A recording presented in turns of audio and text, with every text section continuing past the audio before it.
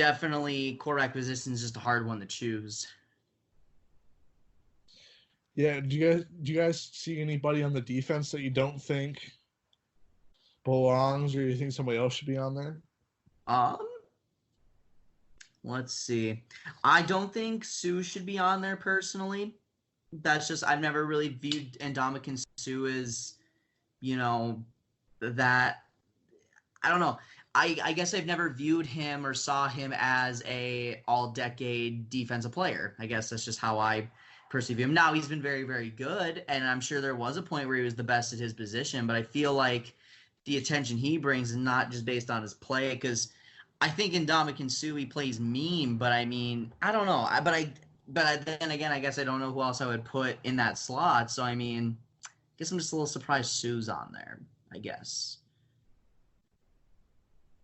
I was kind of surprised that they have defensive backs, safeties, and cornerbacks. Like they have three different positions. Yeah, right.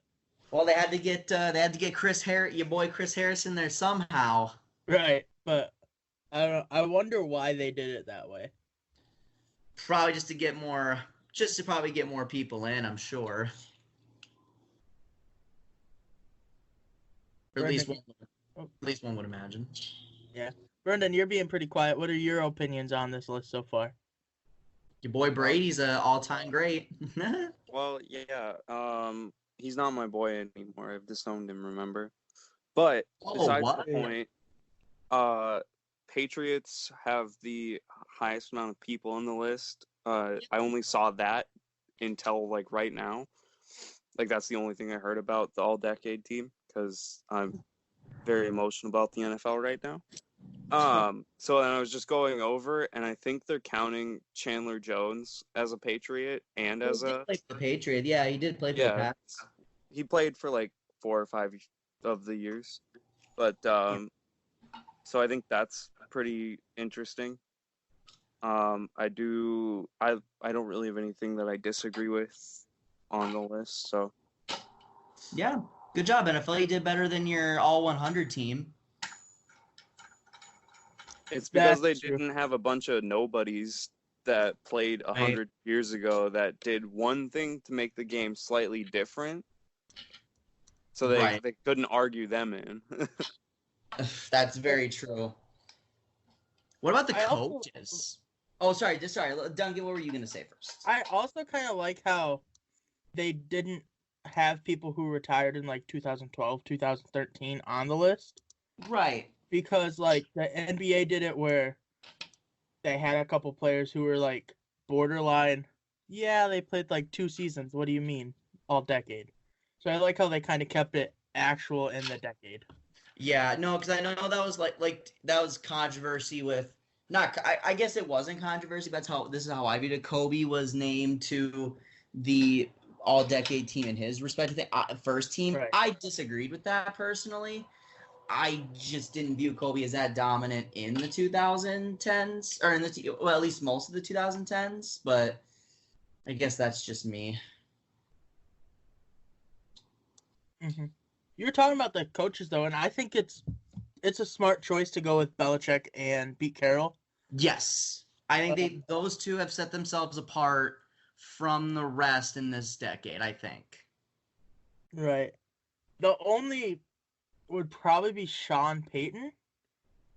Yeah. Oh, yeah. Ooh. Ooh, yeah. Ooh, I don't agree with that anymore. Yeah, Sean Payton should have been on that list. He literally transformed a whole city. Wait a minute. We're talking about the 2010s. Yeah, never mind. I can understand it. I'm just thinking when it's crazy that we're in a new decade. I guess I'm just thinking like, oh. But no, I'm still okay because like Sean Payton, you look at what he's done in this decade. It's like, yeah, he's been good, but no Super Bowl appearances. No has proven that hasn't been able to win or coach late in the games, in the big games. So I can understand that. Whereas Pete Carroll has a Super Bowl under his belt, all that stuff. I don't know. I guess I agree with it. I just don't think Sean Payton has had as much success in the 2010s in terms of his playoff resume, obviously, and there was 3 straight years where they went 7-9, so it's a tough spot. I will say I'm disappointed that my boy Pat McAfee didn't make it to the punters list. Yeah. I mean, don't get me wrong. I'm happy for my boy Johnny Hecker, but like obviously I'm okay with Johnny Hecker being on that list, but the mad disrespect for the great Pat McAfee. Mock draft. Oh. So the Sox Squad podcast will be doing a mock draft of the first round of the NFL. You'll also be able to see this visually on YouTube at some point before the draft. No promises on when that will be out, but that will be out at some point if you're more of a visual watcher. Thank you for color coordinating mine, Duncan, because I did them while I was at work, and I just didn't have time to. I like the color. All right. So the way we split this up is we kind of split it up into every 4 picks. So it goes me, Ben, Brendan, Noah, and then it just kind of repeats. There were a couple different trade-offs. Like, for example, I traded for the Broncos. I asked if I could have the Broncos pick. And since Brendan had the 49ers, right? Since Brendan had the 49ers, he did switch that pick since he had him for franchise mode, which will be returning next week on the podcast. So, well, might as well start off here. I got, with the first pick in the 2020-2021 NFL Draft, the Cincinnati Bengals are selecting defensive linemen out of Ohio State. Oh, Chase Young. Controversy. We are not going with Joe Burrow. We think that Chase Young is much more valuable for that pick. I will say, I mean, Chase Young is probably the best defensive prospect period we've seen in a long ass time. Yes. So with the second pick in the NFL draft, we actually have a late trade. Oh. So the Washington Redskins are trading down to the Chargers at 6. What? Whoa. The Chargers are trading up. Oh. Damn. Well, who are they taking, Ben? So I'm dying to know. On the clock. So the details of the trade, the Chargers are trading up. They're giving up their first and second round pick this year and their first round pick next year to trade up to draft Joe Burrow with the number 2 pick. Woo!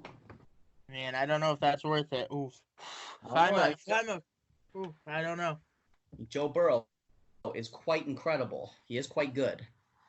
And then hey, you give Joe. I will say though, if you were to give Joe Burrow that defense, those weapons, that offensive line, like Joe Burrow is set up to be an all-pro, like without question. Yeah, and once Chase Young came off the board, there's no point for the Redskins to stay at 2. Yeah, no, and that's very true. That's a valid point. So get more draft picks, and then for Chargers, that's your way. You know, you are literally, if you look at how they sit at now, they're a quarterback away from being, you know, a legit threat for Kansas City, in my opinion. Brendan. I was just gonna say, are we ready for the next pick?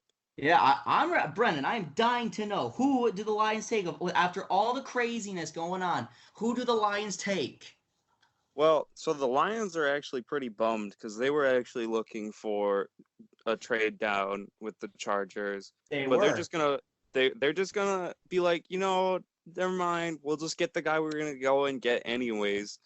So they are gonna take Jeffrey Okudah, defensive back from the Ohio State University. Oh man, easily the top corner in the draft, and they just got rid of Darius Slay, so he will be able to fit in nicely to their roster.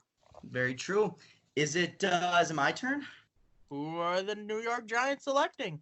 All right. Cue the little cute, cool draft noise. Do. With the 4th pick in the 2020 NFL Draft, the New York Football Giants select Isaiah Simmons, linebacker, Clemson. This guy can play all over the field. He can play linebacker. He can play a lot of coverage. The Giants' defense is hot garbage, so to me, they either go lineman or defense. And honestly, might as well get probably the second best defensive prospect, in my opinion, outside of Chase Young. So, safe pick for the Giants, and it's a good pick. Pick number 5. The Dolphins are up. Who are they going to take here? Ooh. There's been a lot of talk about Tua, but we got our eye on a guy named Justin Herbert. Who do we select? Going to the boards here. We're writing down Tua was hurt, Justin Herbert wasn't. We're going with Justin Herbert, selected to the Miami Dolphins with pick number 5. Oh. We just don't want to risk it. Tua wasn't able to do his workouts due to coronavirus. We just can't have it that way. Very true. Going safe. So next on the board, we have the Redskins who traded down with the Chargers. And the Reds are drafting McKee Becton, offensive tackle. Really good pick. The Redskins will be replacing Trent Williams here and hopefully getting a good protector for Dwayne Haskins. Perfect. Lovely. Oh, man. So mad about that one. That works out good in my favor, too. All right. So the Panthers are now on the clock, right? I'm not lost here. Nope. All right. Correct. The Panthers are selecting defensive lineman out of Auburn, Derek Brown. Love this pick. He's a big, probably the second biggest defensive line pick in the draft available. So I think he'll fit right in. And I think if Panthers. it's a top area for the Panthers, they need more pass rushers. Yep. Yeah, no, their defense is going to be their defense is going to need a lot of help. So that's a really good pick. And I like Derek Brown. I think he's easily outside of Chase Young, he's probably the best interior defensive line. Well, he's probably the best interior defensive lineman in the draft, and brings a lot of good strength, power, really good pass rush too. So yeah, good stuff. Is it my turn? Yes, sir. Pick number 8. Right. So with the 8th pick in the 2020 draft, the Arizona Cardinals draft, in my opinion, the best offensive tackle in the draft, Tristan Wirfs, offensive tackle out of Iowa. This guy was going to be a top 10 pick regardless, or at least a top 15. Solidified it after the combine. Probably had one of the most impressive combines. Great usage of hands, great footwork, and he's going to help that Arizona offense for protecting Kyler Murray. Now that they have DeAndre Hopkins, what's going to make them one of the best offenses in the NFL, and helping Kyler Murray what could be an MVP run, if you ask me. I mean, again, I think tackle's one of Cardinals' biggest areas of need, so I think it's a good pick. Yeah, very much so. Very much. No, oh, poor Jags. Who's got the Jags pick? Duncan, I think. Yeah, it's Duncan. I was going to make some adjustments here. Yeah. So the Jags' first guys, they both got stolen, but it's okay because you know who wasn't drafted yet? Who's fallen to pick number 9? Who? Tua. Oh, that's true. We're all just forgetting about Tua. Damn. Tua's now a Jag. Damn. Be backing up Gardner Minshew. Whew. No, what do you think of Duncan? I like that pick. Look at the Jags. Look at the Jags being hyped up about their future. All right. With the 10th pick in the NFL draft, the Cleveland Browns select Andrew Thomas, offensive tackle out of Georgia. Great pick. Help out Baker or whoever their quarterback will be next year. I like it. Very good pick. I like that. That's one of their areas of need, and obviously getting Jack Conklin, they're going to need another. The Jets are now on the clock. Ooh. Who are the Jets going to take here? So, the New York Jets, with the 11th pick in the 2020 NFL Draft, select wide receiver out of Alabama, Henry Ruggs III. No! That's a great selection by the Jets. Just great guy overall. I am surprised he went as the number 1 receiver, though. Speed kills in this NFL. That is very true, very true. Next on the clock is the Raiders with pick number 12. Oh, just in the time. I got disconnected, guys. I'm so sorry. But yeah, perfect timing to pick number 12. Henry Ruggs, that is that is a okay pick. I mean, they need receiver, but if that's the case, then at number 12, easily the Las Vegas Raiders are going to take Jerry Jeudy, the best wide receiver in the class. I don't even have to talk about Jerry Jeudy that much. There's no major flaws in his game other than size. He's quick, he's a great route runner, can pretty much put his hands wherever he needs to go to catch a football. And this is just going to help out their offense. This is going to give them a really good shot. This is going to help Derek Carr out a lot. It's going to just improve their offense. It's going to bring some flash into Las Vegas, Nevada. So, Jerry freaking Jeudy. What it do? Who's next? Pick number. So you know who else needs a wide receiver? No. Who? I bet San Francisco 49ers could use a wide receiver. Oh wait. Oh. The pick is in. Oh, what? Pick number 13. The San Francisco 49ers select wide receiver out of Alabama, CeeDee Lamb, the actual best wide receiver in this draft class. Ooh, all right, okay, all right. I see how we're playing these games. Okay. Hate this. Breaking my heart here. Great pick, Brendan. Up All next, right. 14th pick in the NFL draft, it is the Tampa Bay Buccaneers. And the Tampa Bay Buccaneers are going to take Javon Kinlaw, defensive lineman out of South Carolina. What? I pondered one for a while, and pass rusher is one of their team needs, and I thought he was a great prospect for them. You're not gonna. Oh, I'm surprised he didn't go tackle. They need tackle to protect your boy Brady. I had a couple tackles on my list. Sadly, they all came off already. So, Dang. Alrighty, here with the 15th pick. After all three of the receivers the Broncos were going for are off the line. Damn. We're going where we know we'll always fail. John Elway made the executive decision today. Just a reminder, guys. I do have a sponsorship with FNX. It is a basically sports supplements, sports apparel website. I recently have purchased their protein powder. I haven't really had a chance to use it yet, to be honest, just with all the gyms being closed and stuff. But it's really good, guys. I've looked up reviews on it. I know Brett or Ben, you got some of their stuff, right? no, I didn't. Was it Duncan then that got some of their stuff? Yeah, I got their what do you call it? The powder stuff. Yeah. It works great. It gives you like energy. It's kind of like an energy drink. Very nice. Good stuff. And Duncan, can you please remind us of the code, because I forgot the code to use to get 10% off your purchase? Size Squad. So SIGHSQUAD. Size Squad. Yes, sir. Yes, sir. Yeah. So the Broncos will be taking Justin Jefferson. Oh, great pick. Ooh, good big receiver to compete with those Chargers and Tyrann Mathieu. That's gonna be fun. We're gonna put him next to Noah Fant. It's gonna work great. I promise you. It's gonna be good stuff. All right, so I am up with the Atlanta Falcons with pick number 16. I'm going with Christian Fulton, defensive back out of LSU. Kind of same thing with Atlanta. Their defense is going to be pretty bad, so I feel like defense is the way to go. At this point, you kind of might as well go with probably the best defensive player in the draft, in my opinion, that's left. And Christian Fulton's great.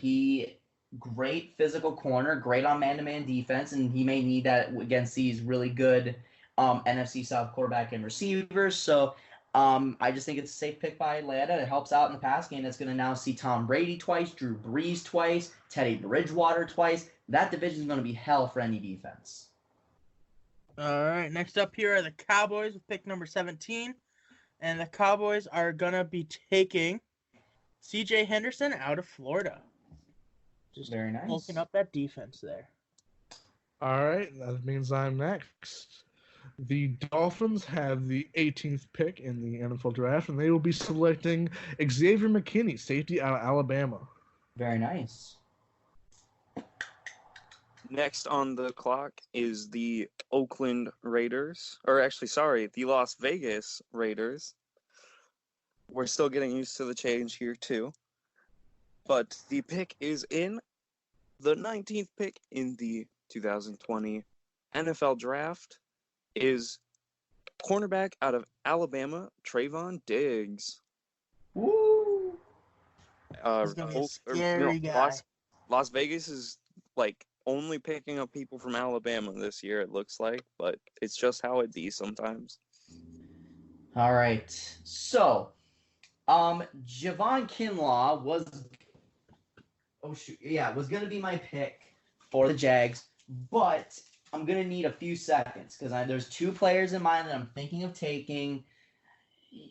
And yeah. Actually, wait. Duncan, you had the number 9 pick, right? Yeah. Oh, then never mind. With the 20th pick, the Jaguars are going to take A.J. Epinesa, defensive end out of Iowa. Now, I don't like that I have to draft him this high. I personally don't see him as that great of a prospect. Like, he had a bad combine. I think there's a lot of flaws in his game. Now, he's really good defensive end, obviously, but I see flaws in his game that'll prevent him from standing out in the NFL. But it's the safe pick because we're going to need a replacement for Calais Campbell. That is an important need. And now that we already got quarterback, as Tua Tagovailoa felt it was, it's just the safe pick to do A.J. Epinesa out of Iowa. Who did that? Who did that with the 23rd pick? Who teased me like that? Noah, you're not supposed to look ahead. I need to know who did that. It was me. Oh, this better be good. Brendan. All right, but we're back with the 21st pick in the NFL 2020 mock draft of Size Squad Pod, and we are taking wide receiver Denzel Mims. Yeah. So, Denzel. if the Eagles need anything, it's a wide receiver. Nelson Aguilar is just simply not the best option for us, and so might as well shoot high with Denzel Mims. All right. With the 22nd pick in the NFL Draft, the Minnesota Vikings select, I'm a butcher, Uter Gross Matos, defensive end, Penn State. No! Oh, I'm sorry. No, to keep actually taking yours. No, it's fine. So what happens when we go live, folks? I'm gonna need to. The Patriots are gonna be using their full 10 minutes here. Not actually, but like things need to be worked out. All right, the Patriots are on the clock. Who do you think the Patriots are gonna take, Noah? I think they could shoot up for a quarterback. Jordan Love. Yeah, I think they'll go Jordan Love because I think they have I think the Patriots, I personally do not buy the fact that they're going to ride the season with Jared Stidham or Brian Hoyer. I just don't believe that. Now, there's also that part of me that thinks that the Patriots are going to tank for Trevor Lawrence, but I think at this point the safe pick is probably quarterback, that or wide receiver. But what is Brendan going to do? Could we see our first running back go off the board here by chance? In theory, no running back should be taken in the first round in this draft, in my opinion. In theory. But we all know the Patriots don't know what they're going to do here. That's true. One of Brady's biggest problems was her offensive line. Could they go offensive lineman? Potentially. They could try to trade the pick away. Yeah, they could trade it away, get more picks in the future, and potentially just tank this year so they can get your boy Trevor Lawrence. Uh-oh, it appears there's been a trade. What? Oh my gosh. Brendan, the Lions have traded for the Patriots pick with their first-round pick next year, as well as a third-round pick in this draft. Patriots are trading out of the first round, something that they do quite frequently. Oh my. Who the Lions? What a shocking development. That is a good question, Ben. They are going to take. I have to switch I have to get my letter from them. Man, and I thought the Broncos took a long time. They're gonna take linebacker out of Oklahoma. No. Wait, Oh, make yeah. sure that he's still there. Yeah, linebacker out of Oklahoma, Kenneth Murray.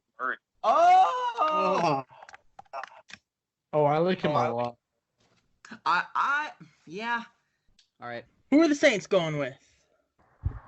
Oh shoot. I had to change it up a little bit because they I also took Uter, the Penn State edge rusher, so the Saints are on the clock. Alrighty. While the Saints are on the clock here, take a nice pause for the cause to talk to you about FNX. So FNXFit.com has all your supplemental needs for everything for your workout. They have some workout merch. They just are really good. I got these things called stick packs. What they do is they help rejuvenate you after a workout and before a workout. They're really good to just throw in a water bottle, throw in a Gatorade. They just kind of help give you energy. They're full of electrolytes, and I highly recommend them. If you go to fnx.com and put in the promo code SciSquad, you will save 15%. Yeah, 15% off of your purchase. fnxfit.com, promo code SciSquad. And make sure you're on the lookout this Wednesday for a bonus episode of Duncan, me recapping WrestleMania, what I thought of it. There's a lot of skepticism online of the way they thought the Taker AJ match went, the way they think Firefly Funhouse match went. I really enjoyed both. I did too. Awesome. Hear my full take on that this Wednesday on a bonus episode of the Sci Squad podcast. All right. Well, the Saints pick is in. So, all right. All right. With the sorry, I'm just getting back to my thing. With the 24th pick in the 2020 NFL Draft, the New Orleans Saints draft T. Higgins, wide receiver, Clemson. Drew Brees needs help outside of Michael Thomas because now with losing Ted Ginn, I suppose they did just get Emmanuel Sanders. But you know what? Screw it. We're drafting T. Higgins because the Saints don't really need any help elsewhere, to be 100% honest. Like, you know, their secondary got better with Malcolm Jenkins. Our defensive line is still really solid. And to be honest, yeah, I think this is a safe pick for the Saints where they can take the best player available. And for me at this point, it's going to be T. Higgins because I do also think that with the Saints, Drew Brees is going to need all the help he can get. He's showing he's getting older. He can't play consistently towards the end of the year. So he's going to need all those elite receivers to help him out. So, yeah, T. Higgins. All right. I am surprised that the Saints didn't go with a quarterback as Drew Brees is contemplating retirement every other year. Can't do it yet. And all the good QB prospects I like are off the board. Actually, no, they're not. I just realized one dropped, but it's okay. We'll bank on next year. Alrighty. Here at the Vikings pick here, the Vikings could use a lot of things as they kind of are, I wouldn't say a rebuild mode, but they're definitely losing some of their pieces. They traded away Stephon Diggs to get the 22nd pick. And so with the 25th pick, they will be replacing Stephon Diggs with Jalen Reagor. Reagor is not necessarily somebody that everybody knows because he's from TCU. He's not from Bama. He's not from Oklahoma. He's not from LSU. But he's a really good receiver, and I think that he will fit Kirk Cousins. I also think that he'll probably fit Kirk Cousins' replacement as his younger receiver. And it's a receiver-heavy class, so might as well keep going with the receivers. All right. With the 26th pick in the NFL Draft, the Dolphins on the board again select Josh Jones, offensive tackle out of Houston. Oh, That'd be nice for their quarterback, Justin Herbert. Oh wait, who drafted Herbert? The Dolphins? The Dolphins. Oh, that's right. Okay, then never mind. Yeah, that's why I didn't draft because I thought Herbert got taken, but your boy Jordan Love was still on the board.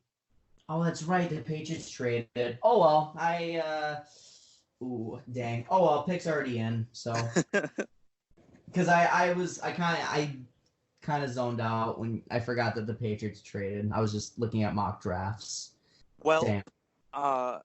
The 27th pick in the 2020 NFL Draft.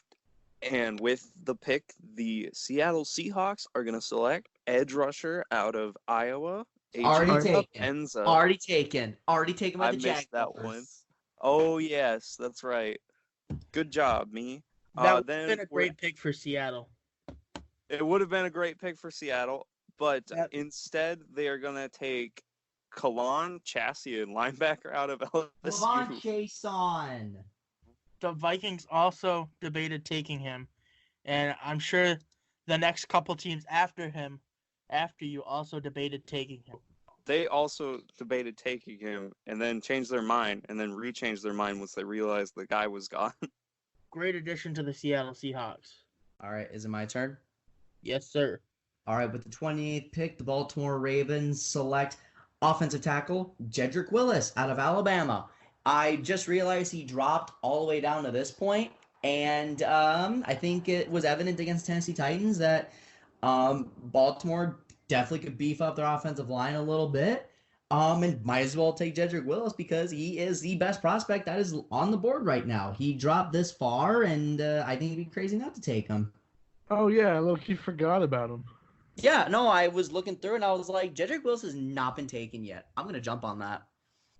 Alrighty, with pick 29, the Tennessee Titans are on the clock here.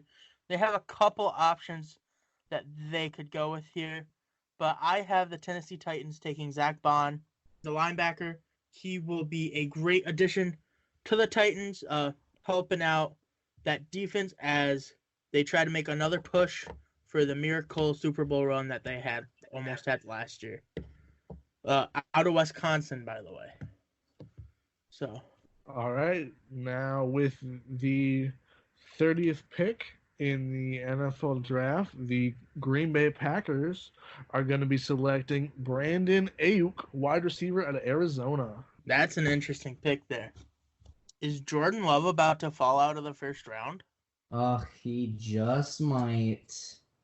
Unless my theory comes back around, Brendan. Just saying. The 49ers are on the clock with the 31st pick in the 2020 NFL Draft. The 49ers from San Francisco select cornerback AJ Terrell from Clemson, unless he's already taken, but I didn't think he was. Great. That'll help Rich Sherman out. I like it. Surprised they didn't take Jordan Love here with him falling so far. Jimmy G is their man. I don't believe so. Jimmy G is their dude, my dude. Jimmy G isn't my dude, your dude. Well, San Francisco's aren't your team, Duncan. They aren't. That's true. That's very true. All right. Next up here, we got the 32nd pick of the first round here. The last pick of the first round. The reigning, defending, undisputed NFL champions of the world. The Kansas City Chiefs are on the clock. A lot of options here. Who could it be? I don't know. I have a feeling they're going to address the defensive side of the ball. Just a speculation. They could also go defense, but you never know. They could go running back. That is true. There's still yet to be a running back drafted in the first round today. And a running back should not be taken in the first rounds. They could take a kicker. No, we're taking Noah Igbinoghene, defensive back from Auburn. Wow, Noah's picking Noah. Amazing. I am, because he is the best player left on the board. Oh, I really wish I could redo that Saints pick. I'm mad at myself because I would have took Jordan Love. Who's got the 33rd? Oh, the Cincinnati Bengals got the 33rd pick. You know He's who going to fall to Cincinnati. You're welcome, Cincinnati. Not only you get Chase Young, Cincinnati didn't take Chase Young, and it pays off. They didn't take Joe Burrow. They did take Chase Young. Dang. Yeah. Gosh, that could be amazing right there. You're welcome, Cincinnati. Well, that was fun. Yeah. I feel like this one actually went a lot better than last year, even though we did have our couple hiccups. If you wanted to go back into the archives and listen to Always last go back year's. to the archives. Yeah, I think this one went a lot smoother. I'm glad we were able to do this way. The archives available everywhere. Yeah, and I feel like I can speak for all of us when I want to say to our listeners, make sure you're staying safe during this time. It is a very confusing time. Don't if you can wash your stay hands. still, Travel. wash your hands. Don't travel. Stay inside. Shake as many hands as possible. Make as many doorknobs as possible. You know. Do The not. toilet liquor got coronavirus, Ben. Yeah, that's. It's true.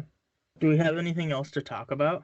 In terms of the draft, no. I mean, the biggest thing I think just to watch for is just some sleeper picks, and I wouldn't be surprised if the Chargers trade up. Yeah. Ladies and gentlemen, if you just can't get enough of your boy Noah Caruso, make sure to listen to In the Know with Noah Caruso. It is another podcast that I am doing along. It is just gonna be me, but I'm also doing that along with the Side Squad Pod. So make sure to follow it on Instagram, Facebook.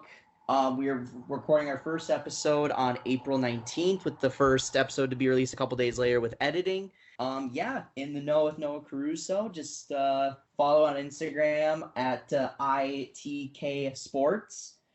Just something I've been kind of working on for a little bit, and it's just we're gonna be ready to roll with it. So, but don't worry, I will still be doing the Side Squad Pod because sports. Yeah. Awesome. I'm excited to listen to your podcast because you're really, really good at sports stuff.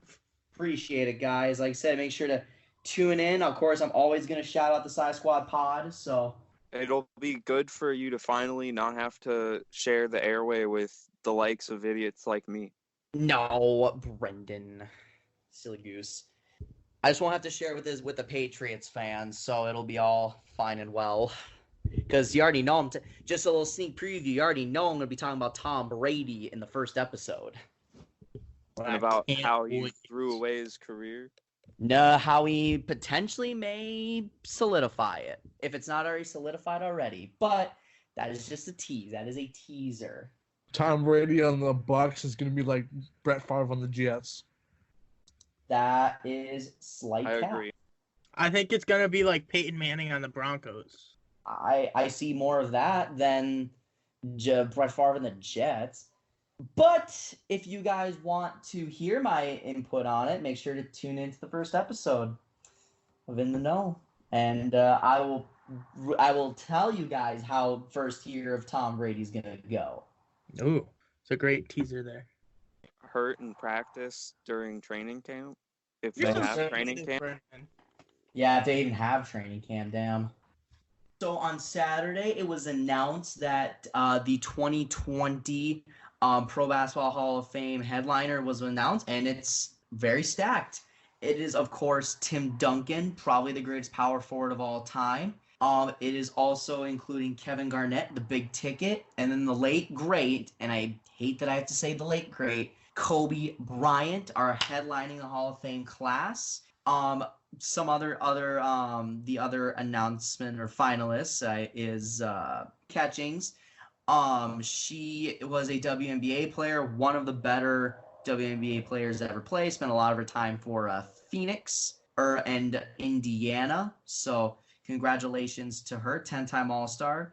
Don't forget 4-time Olympic gold medalist. 4-time Olympic gold medalist. Whoa, she's reaching Mello. Right?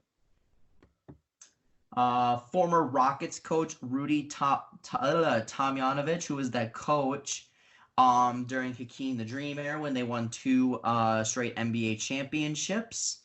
College coach Eddie Sutton, Baylor women's basketball coach Kim Mulkey, Barbara Stevens, and former FIBA and IOC executive Patrick Baumann, all in the Pro Basketball Hall of Fame. So for the Baylor coach, she was the coach of that 40-0 team with Brittany Griner.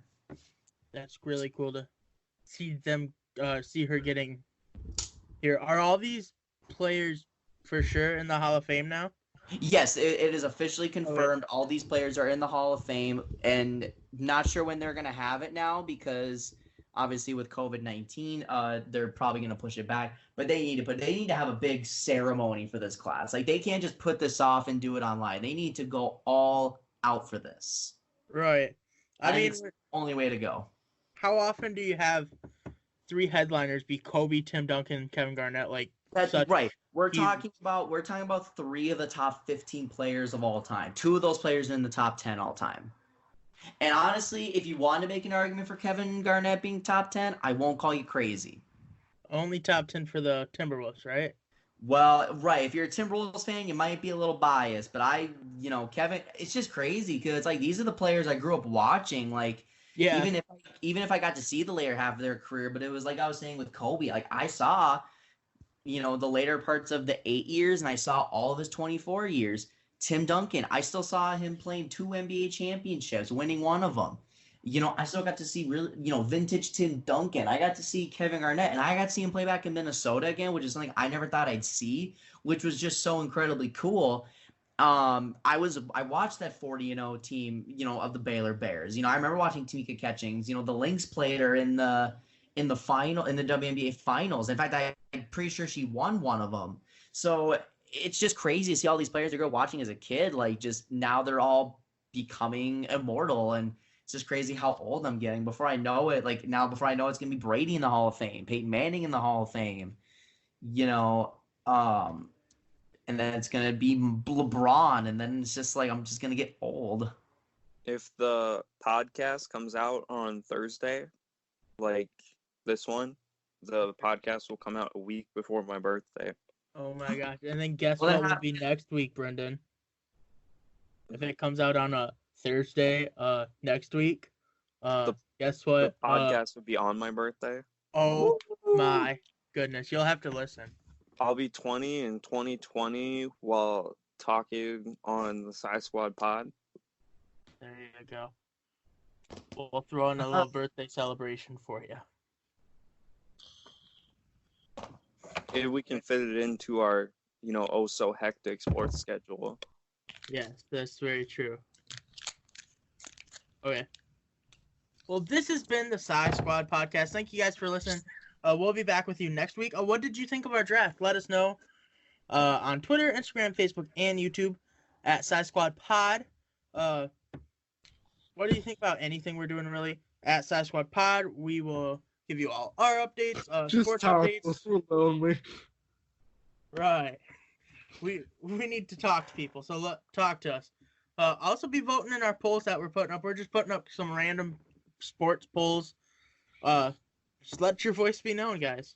Absolutely. For Sci Squad Podcast, I'm Duncan. I'm Noah. Oh, I'm Noah. I think I'm Brendan. And this has been another fantastic episode of the Sci Squad Podcast. Thanks for listening.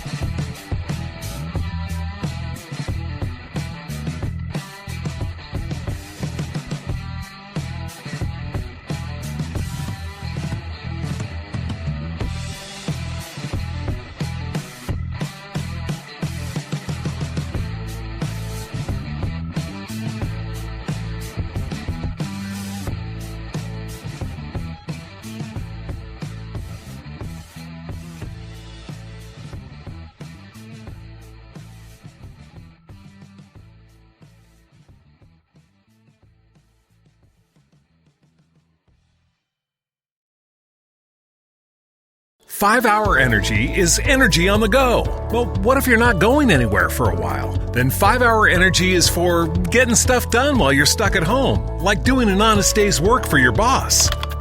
Getting rid of old clothes. Oh, my old bell-bottoms. Scouring the grout in your shower. Working out on that old stationary bike. And so much more. Go to the store or order online at shop5hourenergy.com. 5-Hour Energy. Energy for hunkering down. What's up, y'all? You know who it is.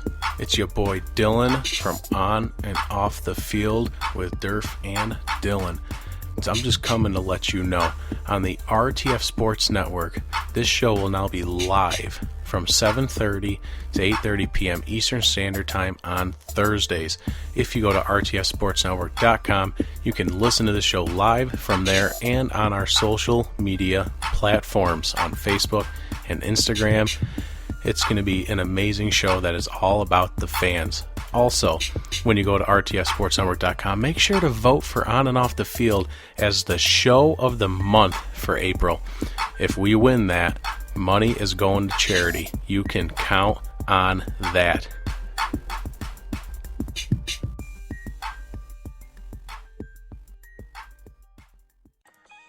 The snow is melting and it's starting to warm. Is this for the new commercial? This is the new commercial. We're recording. Why is it you always cut me off? Guys, calm down. Let's just start it over. It's too late. We have to start our show, which is Twist, the weekend sports talk, where you can hear banter like this with sports and interviews. Hear us on the RTF Sports Network, Mondays at 8 Eastern. Also, like our page on RTF Sports Network and check us out at rtfsportsnetwork.com. And that was your host, Brian Snow, with Beyond the Arc, full hour of NBA talk. What's going on, everybody? Whether you're practicing social distancing of 6 feet up to 6 miles, you can still party with On and Off the Field, where you can listen to the best NFL and charity-based podcasts out there on the RTF Sports Network. You can follow them on Facebook or go to rtfsportsnetwork.com and check out the show Thursdays from 4 to 5 p.m. Eastern Standard Time. And that was your host, Brian Snow, with Beyond the Arc, full hour of NBA talk. The snow is melting and it's starting to warm. Is this for the new commercial? This is the new commercial. We're recording.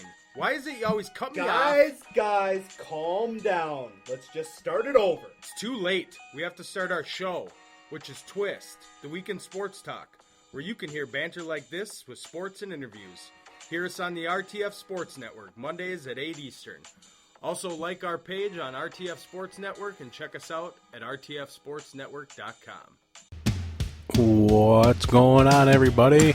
Whether you're practicing social distancing of 6 feet up to 6 miles, you can still party with On and Off the Field, where you can listen to the best NFL and charity-based podcasts out there on the RTF Sports Network. You can follow them on Facebook or go to rtfsportsnetwork.com and check out the show Thursdays from 4 to 5 p.m. Eastern Standard Time.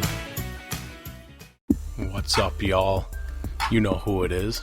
It's your boy Dylan from On and Off the Field with Durf and Dylan. I'm just coming to let you know, on the RTF Sports Network, this show will now be live from 7:30 to 8:30 p.m. Eastern Standard Time on Thursdays. If you go to rtfsportsnetwork.com, you can listen to the show live from there and on our social media platforms on Facebook and Instagram. It's going to be an amazing show that is all about the fans. Also, when you go to rtfsportsnetwork.com, make sure to vote for On and Off the Field as the show of the month for April. If we win that, money is going to charity. You can count on that.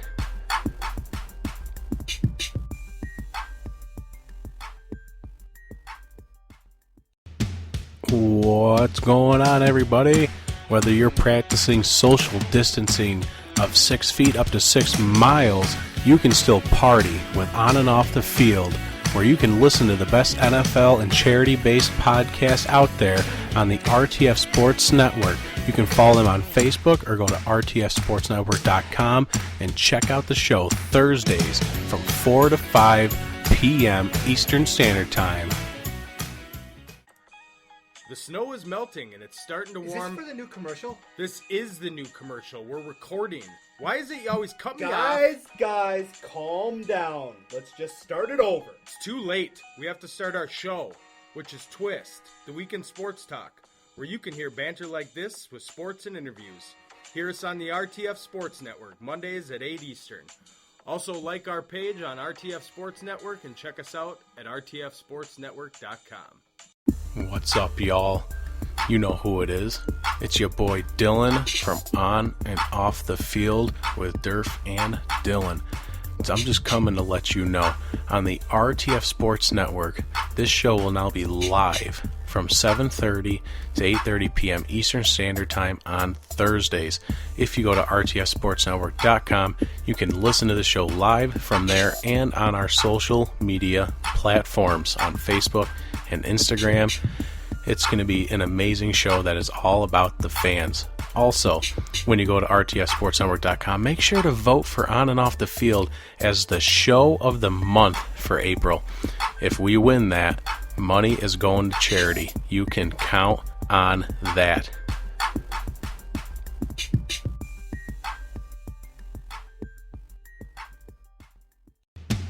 What's going on, everybody? Whether you're practicing social distancing of 6 feet up to 6 miles, you can still party with On and Off the Field, where you can listen to the best NFL and charity-based podcasts out there on the RTF Sports Network. You can follow them on Facebook or go to rtfsportsnetwork.com and check out the show Thursdays from 4 to 5 p.m. Eastern Standard Time. What's going on, everybody? Whether you're practicing social distancing of 6 feet up to 6 miles, you can still party with On and Off the Field, where you can listen to the best NFL and charity-based podcasts out there on the RTF Sports Network. You can follow them on Facebook or go to rtfsportsnetwork.com and check out the show Thursdays from 4 to 5 p.m. Eastern Standard Time.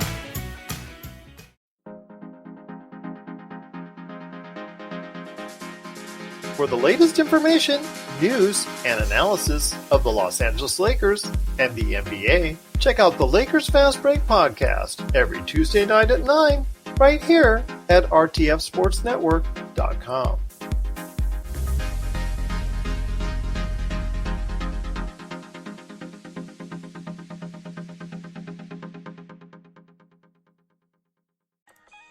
The snow is melting and it's starting to warm. Is this for the new commercial? This is the new commercial. We're recording. Why is it you always cut me off? Guys, calm down. Let's just start it over. It's too late. We have to start our show, which is Twist, the weekend sports talk, where you can hear banter like this with sports and interviews.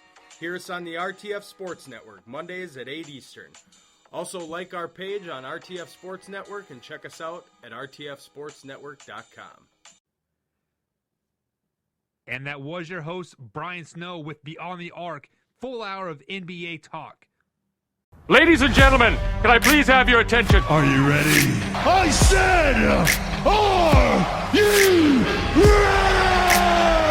You're rocking with the heavyweight champs of sports talk. Don't act like you're not impressed. Brandon Way and Brandon Rudolph. Stop what you're doing and listen. Tune in to Opinionated Facts, Tuesdays at 6 p.m. on the RTF Sports Network. And we're back again every Sunday at 12 noon on Facebook Live. Do it live! I'll write it and we'll do it live! Only on the Opinionated Facts Facebook up, page. Y'all? Presented by You know who it is. It's your boy Dylan from On and Off the Field with Durf and Dylan. I'm just coming to let you know, on the RTF Sports Network, this show will now be live from 7:30 to 8:30 p.m. Eastern Standard Time on Thursdays. If you go to rtfsportsnetwork.com, you can listen to the show live from there and on our social media platforms on Facebook and Instagram. It's going to be an amazing show that is all about the fans.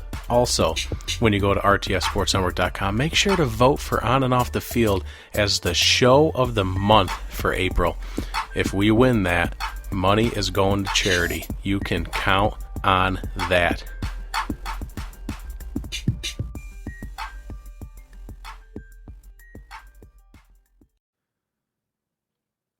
Do you love New York sports? Do you love sports in general? Join Earl Marks coming up next with Below the Mic. It's the Worldwide Sports Radio Network. You are now about to witness the strength of street knowledge. Into the field! Number 70! We're talking about practice. Hello, you play to win the game. The Yankees and champions of baseball. Mr. Gorbachev, tear down this wall. 3, 2, 1, happy 2000! No time on the clock, and the Patriots have won Super Bowl 36. Short open, Chicago! Worldwide Sports Radio Network presents Below the Mic. Welcome to Below the Mic. As you know, this is Errol Marks and my co-host Speedy Petey.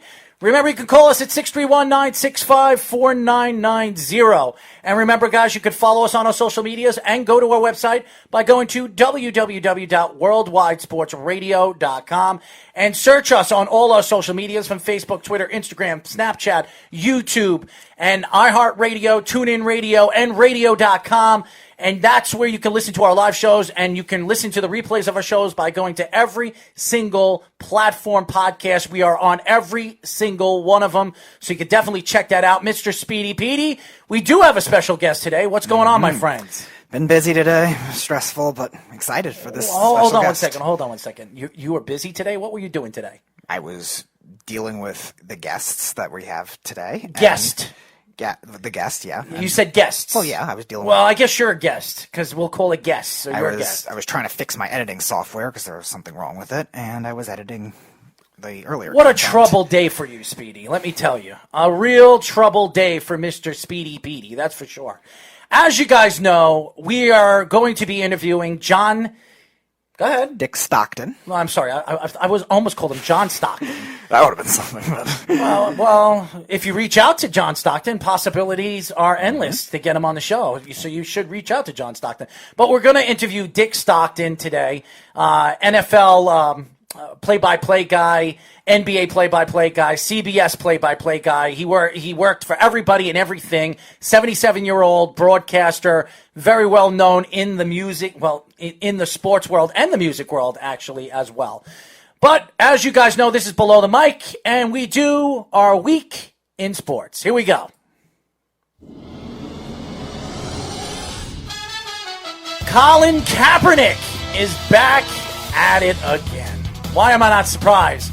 Colin Kaepernick, there were stories coming out that the New York Jets signed Colin Kaepernick for a one-year deal. Well, that was false information. But now there are stories coming out that Colin Kaepernick is now reaching out to the New York Jets. He wants to be a New York Jet. What do the Jets do, Speedy? Stay away. As you know, as a Jet fan, I want nothing to do with Colin Kaepernick now that we have Sam Darnold and we're building around a young quarterback. You do not want to bring in a veteran quarterback that likes to cause trouble on and off the field. That's going to get eaten up alive in the New York media, too. They don't want that either. Dalvin Cook calls himself the best back in the game.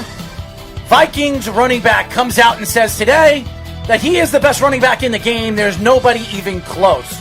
Well, Dalvin, you have a lot to prove that, because right now there are at least 3 or 4 running backs better than you, and you have to stay on the field. That's something that you've had a problem with for the last couple of years. You were drafted 3 years ago. You were a second-round draft pick. You have a lot to prove because you thought you were a first-round draft pick and you fell out of the first round. Well, you can see why. But you have a lot more to prove if you think you're one of the top or you are the best running back in the league. So Dalvin Cook speaks out. Cam Newton is willing to wait until the 2020 draft is over to decide where he wants to go as a quarterback in the NFL. Well, Cam Newton is definitely open to a couple of teams that are available. The position is available for a couple of teams. There's Miami, there's San Diego, and possibly a couple other teams. But he will not choose until the draft is over because he wants to see what all these other teams are going to do in the draft. So that's the story with Cam Newton. The Lions discuss trading back, picking the third pick. They are the third pick right now this year. It's a very good question because right now Simmons looks like he's one of the best players in the draft, and he would be falling to them if Young really does go to Redskins. There is stories coming out to Washington that Young will be their pick. So Simmons is sitting over there, and if they decide to trade back, you know what that means. The New York Giants has a chance to get one of the best players in this year's draft, and Simmons. I don't know why the Lions are trading back. If they do trade back... They need a lot. It makes sense depending on how far they trade back, but it's going to be risky passing on Simmons. What scares me as a Giants fan is someone jumping up for Simmons, though, too. I could see the Panthers doing that. I could see the Jaguars doing it. There's a lot of teams that could jump up for Isaiah Simmons, too. Buccaneers GM is interesting. It has an interesting take on Jameis Winston. Now, Jameis Winston, in the last 2 years, has not had very good seasons with Tampa. I watched him on Hard Knocks. He's a good leader, but he's not the player that anybody thought he was going to be. This guy was a number 1 pick in the draft. So was Marcus Mariota was the 2nd pick. Both guys are going to wind up being backup quarterbacks in the NFL and really didn't develop into the players that anybody thought they were going to be. The owner speaks out stating that Jameis Winston was just not our guy. That's hard to believe when the owner, when they drafted him, absolutely loved the pick in Jameis Winston. So that's interesting news. Tyler Hero's Snapchat gets hacked and leads to sexual photos getting posted. Tyler Hero, why are you on social media? Why are you on Snapchat? Are you going to be another, what's his name again on the Golden State Warriors? Steph Curry, No. Klay Thompson. I'm trying to figure out who Draymond Green. Draymond. Why would Steph Curry and Klay Thompson do something stupid on social media? Okay. Think with your mind. I don't know. Draymond Green's the biggest idiot on the Golden State Warriors. When I bring up Golden State and I say stupidity, it should pop in your mouth. It should pop in your mouth and your mind that it's Draymond Green. NBA players to be paid in full April 15th. Well, the NBA is doing what they said they were going to do. They're going to pay the players in full, even though they're missing practically the whole rest of the season and possibly the playoffs. Owners have decided, and the league has decided, that they are going to get paid in full in April. Kevin Garnett makes bold requests of NBA front offices amid Bulls overhaul. Brooklyn Nets star Kevin Garnett made a quick request to the NBA offices upon learning the former center Nazir Muhammad is being considered a candidate for the role of the Chicago Bulls revamped front office. You know, it's interesting. Muhammad was a big-time draft pick a couple of years ago. I remember, I think it was from the Clippers. Not a couple of years ago, 9-10 years ago, or 20 years ago. Nazir Muhammad was a big-time draft pick. I think he was drafted, if I'm not mistaken, in the Kobe draft, if I'm not mistaken. But he never developed into the player that everybody thought he was going to be. Kevin Durant comes out and talks about that particular story. And I'm trying to look at all these stories here, the big ones. Oh, here's a good story. Yankees are at $5 billion, top of the Forbes list of most valuable Major League Baseball teams in 2020. The Red Sox Cubs are in the top 5. Well, it's interesting because we all know how big the New York Yankees organization is. This is one of the biggest prestige organizations in professional sports. The fact that they're worth $5 billion. Last year, they're worth about 3.5. They went up $1.5 billion after almost a year. That's pretty amazing. If the Steinbrenners ever decide to sell the New York Yankees, they can make a boatload and a bundle of money, because they can make probably $6 to $7 billion off the New York Yankees by the time they're ready to sell them. It's pretty amazing when you think of George Steinbrenner buying the Yankees in the 70s for $10 million. And that is the week in sports, which is not much, that's for sure. No, not at all. By the way, Nazir Muhammad was the 29th pick in the 1998 draft, so it was 2 years after the Kobe draft. It was the Vince Carter, Dirk Nowitzki, Paul Pierce draft. And he turned out to be garbage. Yeah. And that's it. So you can shut the music off, Speedy, over there. Anthony Andorosi, my partner who's going to be on Caged in MMA tomorrow with me, has just announced that UFC 249 has been canceled.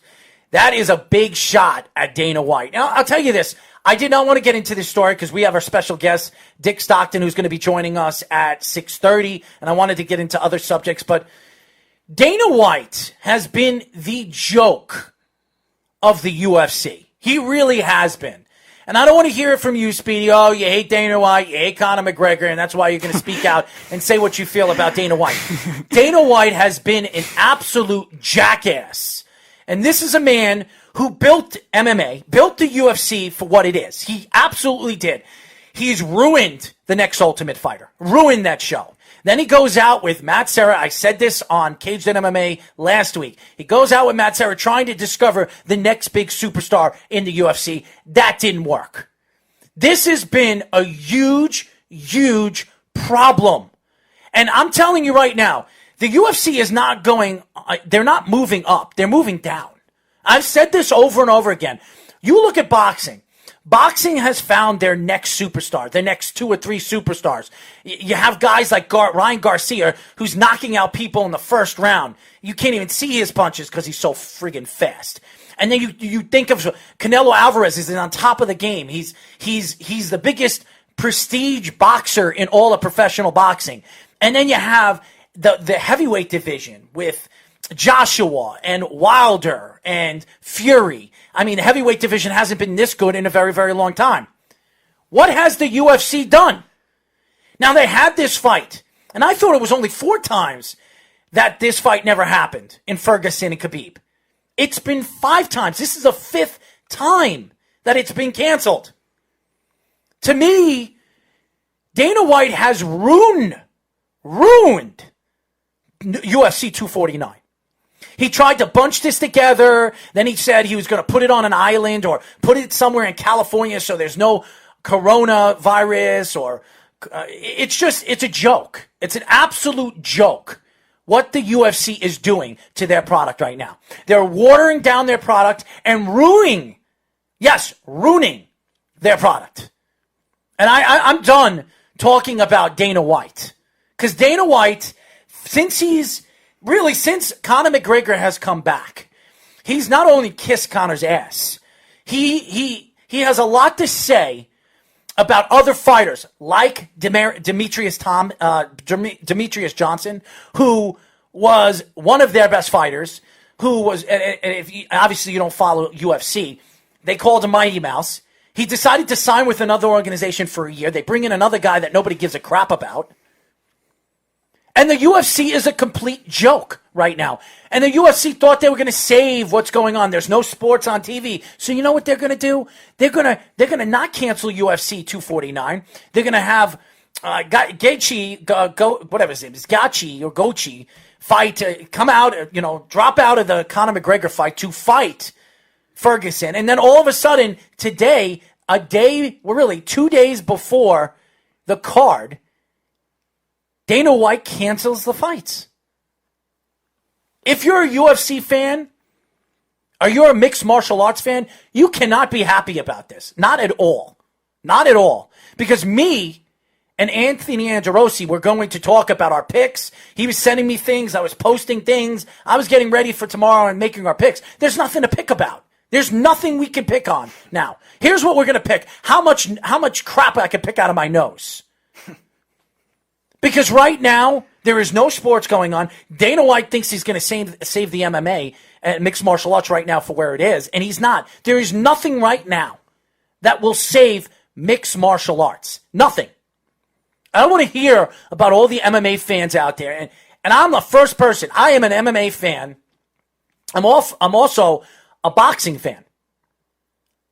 If you're an MMA fan, you cannot, I repeat, you cannot be happy knowing that you are getting ready for this particular card. And even though the card sucked, everybody wanted to see mixed martial arts. Everybody wanted to see live sports. Dana White was going to produce it, even though he's going to produce a crappy card. This has been a problem for the UFC for a very long time. Go look at the last 3 cards the UFC has had. Besides 1 or 2 fights on the cards have sucked. Now, I don't care what anybody has to say. And what is this right over here? Charlie Rose says, Jake Hager did nothing in the WWE as Jake Swagger, but never lost in the UFC. How? Charlie, that's a good question. And I don't really care about, as far as I'm concerned, I don't watch the WWE, so I would know nothing about Jake Hager or Jake Swagger. Jack Swagger, I guess his name is Jack Swagger. I don't know anything about the WWE, so I can't answer your question. But I can tell you this. You cannot You cannot sell fans that you are going to keep this card going, and then 2 days before the card, you cancel it. You cannot do that. Not only does it hurt the card, it hurts the UFC, and it hurts the UFC for when they come back. And I don't want to hear about Khabib, and Khabib had to go home. Dana White's making excuses for Khabib. Here's the reason why Khabib went home. Khabib is a scared-ass punk. He's been a scared-ass punk of Ferguson for years. And he's been ducking and weaving Tony Ferguson, for years. And you know what he does? He goes running home to mommy and daddy. That's what he does. And he can hear this, and if he doesn't hear it, I could care less. To me, it's a complete joke. Dana White's a jackass. Khabib is a chicken. And the UFC should be ashamed of themselves. Absolute shamed of themselves. I am not happy about this. And you want to know something? Thank God Anthony told me this, because you want to know, when you look at the big picture of where sports is moving, and we don't know when baseball is going to start. We don't even know if there's going to be a basketball and hockey season for the rest of the season. COVID-19 has completely dominated the sports world and really the entertainment world. You sit back and you wonder, what is the UFC going to do when sports is going to be brought back? They're going to be put all the way down from all the other sports. Football will be back very, very soon. You have the NFL draft. They're not canceling that. That's happening. So they're not going to cancel that. The NFL is going to be on the top of the screen right now. They're on top of the world right now because of the draft. Nor should they. There's no physical contact really necessary for that. The WWE just had WrestleMania. It absolutely bombed. It absolutely bombed. And Vince McMahon, I understand what Vince is trying to do. He's trying to promote something. He's trying to give the fans something to watch. It bombed. WrestleMania bombed. And then you talk about baseball. You don't know when baseball is going to start. Baseball could start in May. It could start in June or July. So the UFC had a chance to stabilize themselves, having Khabib and Ferguson really be the match that everybody couldn't wait to see. He completely bombed on this, letting Khabib, yes, he let Khabib go home to Russia to his family. I don't want to hear about the Russian organization. What's his name again? The dictator over there. Putin. Putin wanted him to come home, or whatever the heck he was saying. I don't want to hear it, because to me, right now, it is a complete joke. The UFC is a complete, utter joke. And Dana White, Matt Serra, you can go on your way to YouTube and do your stupid show and go find the next big superstar, because I got news for you. You haven't found nothing. You have found nothing. There is no upcoming big-time superstar coming to the UFC anytime soon. Trust me. Trust me. And your fighters, your top talent, you got Ferguson, Khabib. You have one guy that's scared out of his ass, and he runs away. He talks about Conor McGregor. And I'll tell you this. As much as Khabib talks about Conor McGregor the way he does, Conor has never walked away from a fight. He has never ducked a fight, ever. Khabib has ducked plenty of fights. Plenty. And the only reason why he took the Conor McGregor fight, because he knew it was a complete, utter, dominant. He knew he was going to dominate him and take him down and dominate him on the ground. That was the only reason why he took the Conor McGregor fight. What are you laughing and giggling? Wow, you actually praised Conor McGregor. This might be a first. I'm not praising him to nothing. I know Conor McGregor is not a chicken shit. And I shouldn't be saying that on our live radio show. But that's what Conor McGregor, over the years, I've never thought Conor was a chicken. Okay? But Khabib, you say what you want about how great Khabib is, and he's 23 or 22-0 or 24-0, whatever his record is, 27-0. I could care less what his record is. To me, he has beaten nobody except Conor McGregor, and the only reason why he beat Conor McGregor was, one, Conor McGregor was out of shape. Two, he is a better fighter than Conor. But three, Conor McGregor doesn't give a crap about mixed martial arts anymore. He has not given a crap about mixed martial arts for years. All he cares about is putting money in his pocket and supporting his family. Charlie Rose, I watched WWE WrestleMania 36, and that show had crappy matches, and guys like The Beast, I don't know who that is, put so easily like what the world. I don't know what that meant, Charlie, but I agree with you. I will tell you, that everything that I've heard, all the WWE fans that watch WrestleMania, every one of them told me it was a garbage event. And that's saying a lot when that's the Super Bowl of wrestling. The Super Bowl of wrestling. Anyways, when we come back, ladies and gentlemen, we have our very special guest, Dick Stockton, play-by-play and broadcaster from CBS and Fox Radio Sports, here on the Worldwide Sports Radio Network. You're listening to the Worldwide Sports Radio Network.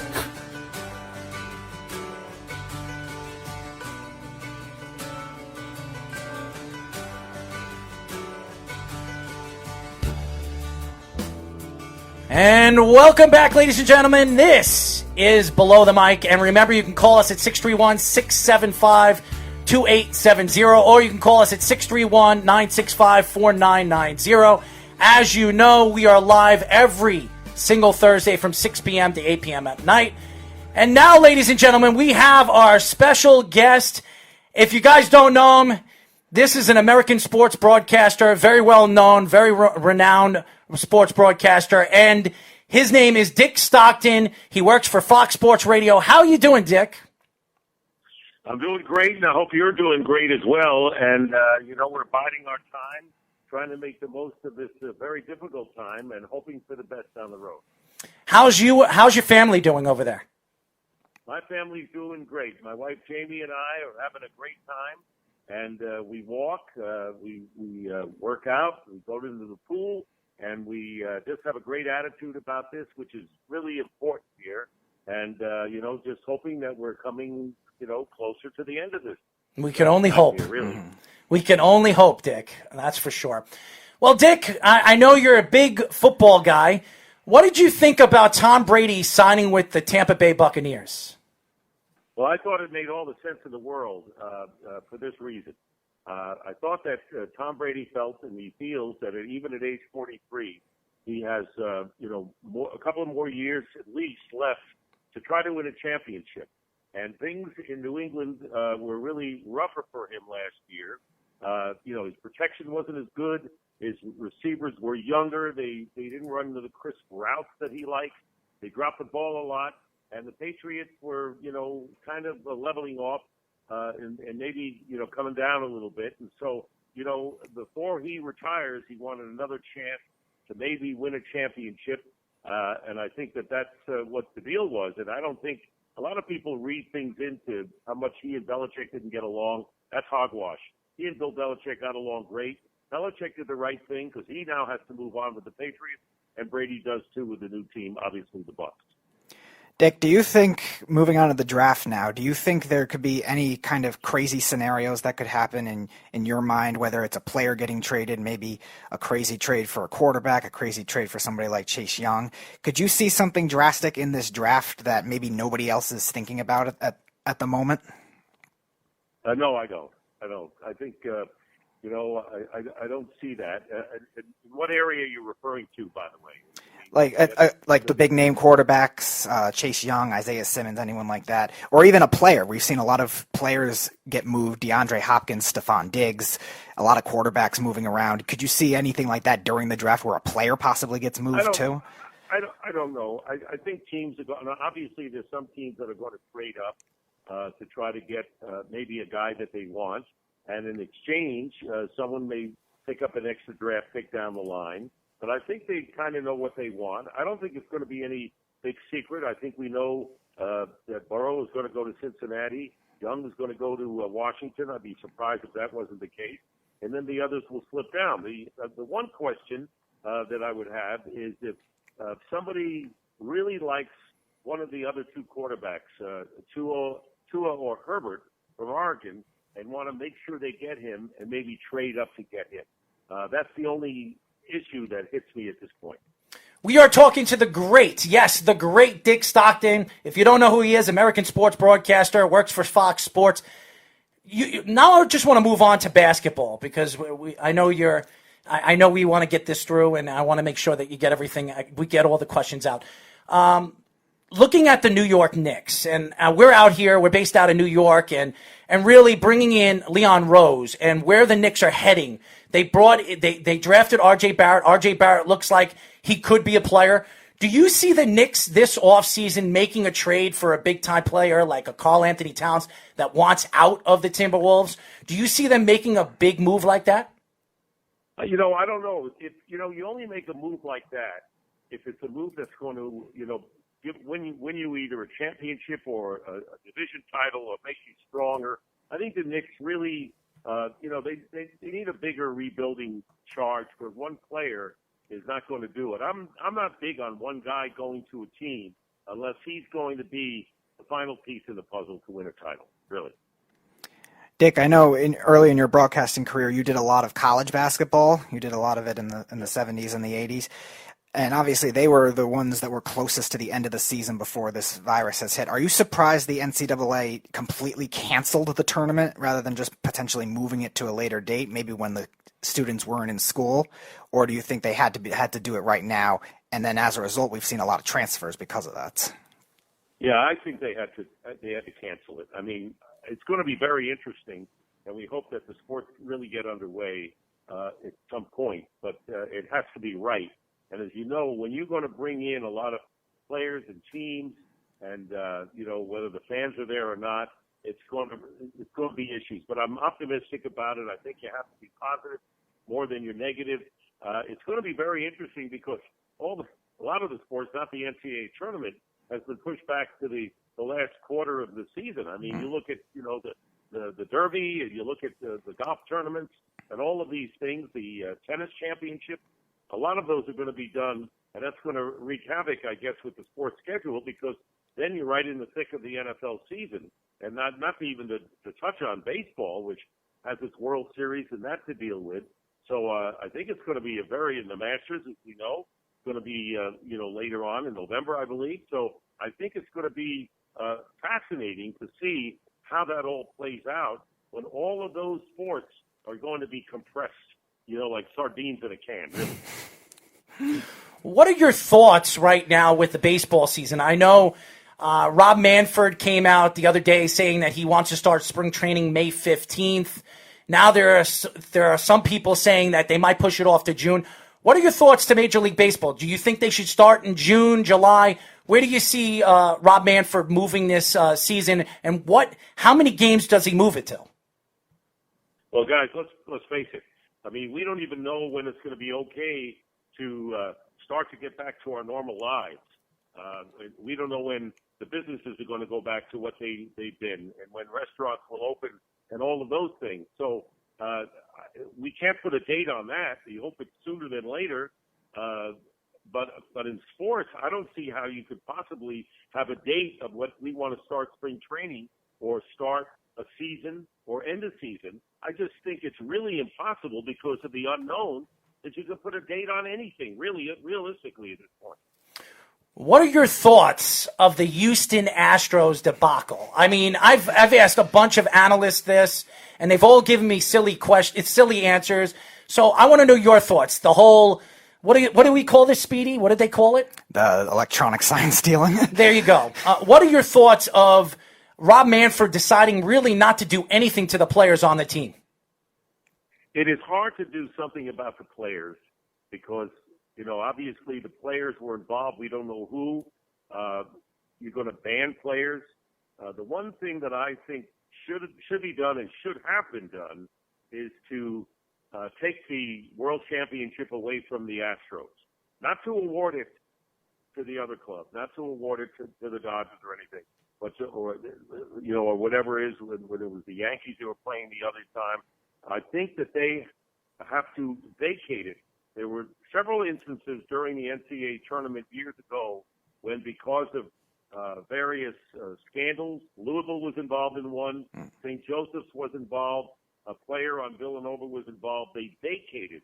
So what they did is they just had a space vacated as far as the World Championship was concerned, and that's what they should do. It'd be much easier to do that than to go after individual players and to punish them.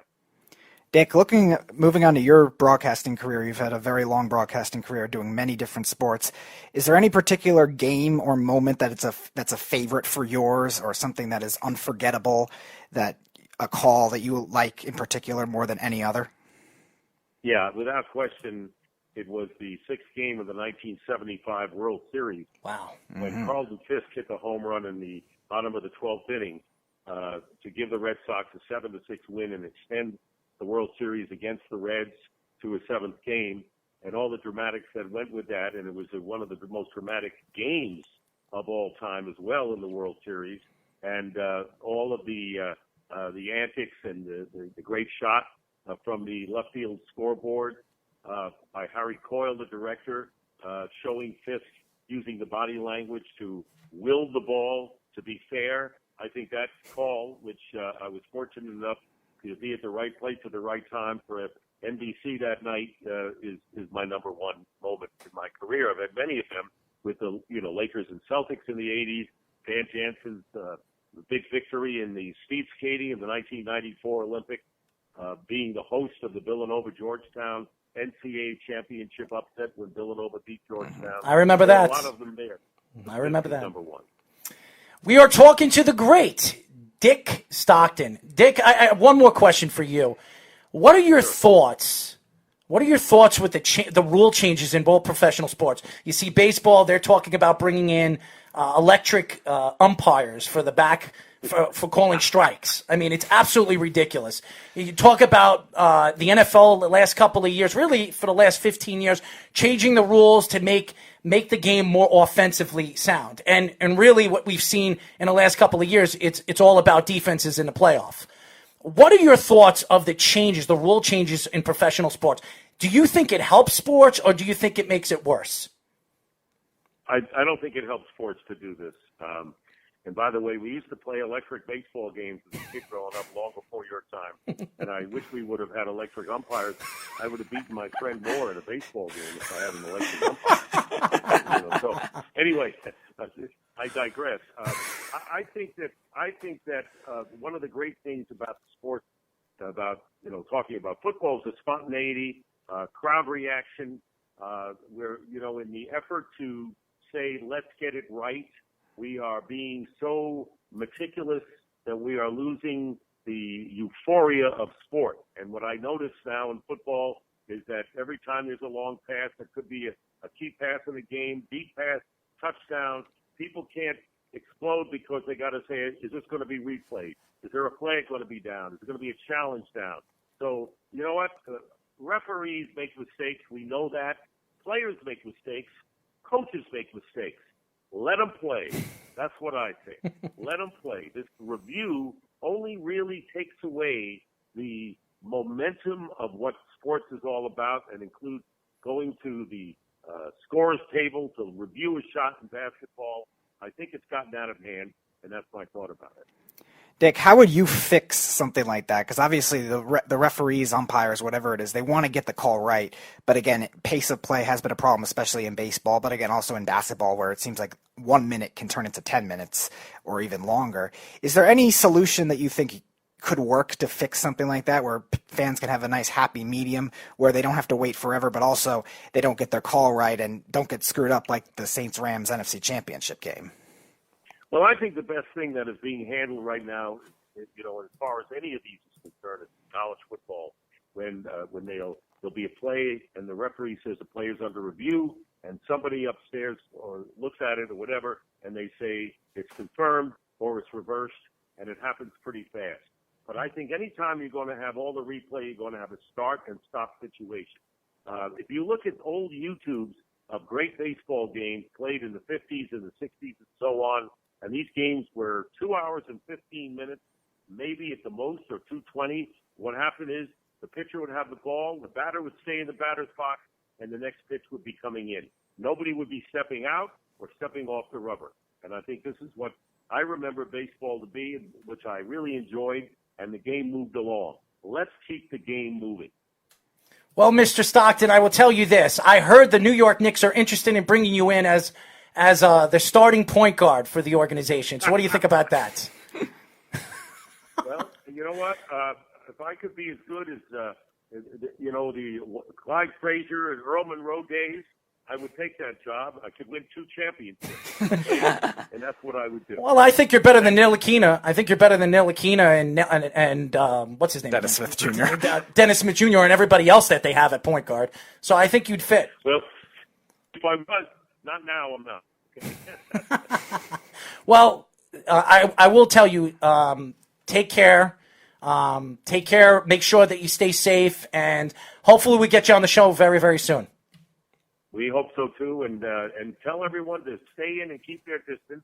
We may go for walks once in a while, but no one's around.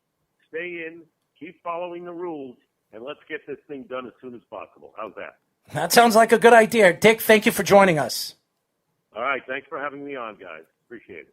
The great Dick Stockton, great interview. Great interview. We got like 10 questions out in 12 minutes. I'm surprised, yeah. That was great. He's a great interview. If you guys, I definitely want to reach out to him and get him on the show again one of these days. So thank you to Dick. When we come back, we're going to get into some NFL talk here on Below the Mic. It's the Worldwide Sports Radio Network.